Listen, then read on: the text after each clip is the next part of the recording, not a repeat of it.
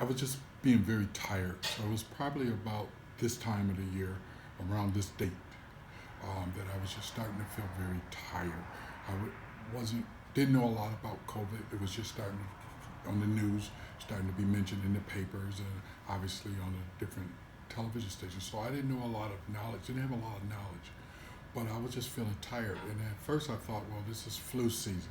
Then the coughing came, and that dry cough, that cough during the sleep, during your sleep time you're not aware of, and then the fever came.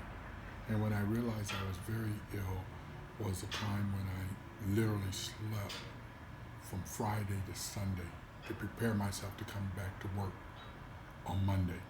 And I've never done that. I've never been one to go off from work being sick. I've always tried to make sure as an officer I keep myself physically fit. My dear good partner and fellow worker, Officer Henderson, spoke to me, but then he went to our Chief Young, and said, we're all, outside of officers, we're friends. There's a brotherhood. Came to me and said, just called the commissioner, you need to go get tested, and we're going to do that now. Entering the hospital is when they tested me, and I thought, okay, I'll go back home and quarantine like everybody else. And I believe the time frame was 14 days.